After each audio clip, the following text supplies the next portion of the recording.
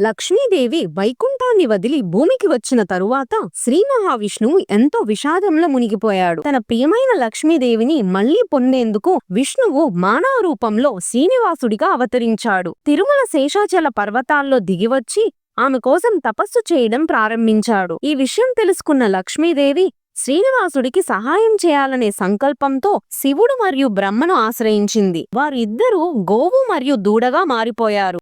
ఈ దైవీ పశువులను తిరుమల కొండలపై పరిపాలిస్తున్న చోళరాజుకు అప్పగించింది. ఈ పశువులను గోశాలలో పెంచుతూ స్వామికి సేవ అందించండి అంటూ చెప్పింది. ఆ గోవు ప్రతిరోజు తిరుగుతూ శ్రీనివాసుడి తపస్సు చేస్తున్న ప్రదేశానికి వెళ్లి తన పాలతో ఆయనకు ఆహారం అందించేది. ఒక రోజు అక్కడి ఒక గొర్రె కాపరి ఆ గోవు అలా పాలిస్తున్న దృశ్యాన్ని గమనించాడు. కోపంతో తన కర్రతో ఆ గోవును కొట్టడానికి ప్రయత్నించాడు. కాని ఆ దెబ్బ నేరుగా శ్రీనివాసుడి శరీరాన్ని తాకింది. ఈ అన్యాయాన్ని చూసిన శ్రీనివాసుడు తీవ్రంగా కోపగించి చోళరాజును శపించాడు. నీ సేవకులు చేసిన పాపాలను నీవే భరించాలని. ఆ శాపం విన్న రాజు బాధతో శ్రీనివాసుణ్ణి వేడుకున్నాడు. తాను బాధపడకుండా తన సేవకులు తప్పుడు చర్యల వల్ల శిక్ష పడకూడదని క్షమాపణలు కోరాడు. ఆ శాపానికి శ్రీనివాసుడు ఇచ్చిన వరమేమిటి? ఆకాశరాజు పద్మావతి జన్మగాథ పార్ట్ 3లో తెలుసుకుందాం. లైక్ చేయండి, షేర్ చేయండి, సబ్స్క్రైబ్ చేయండి.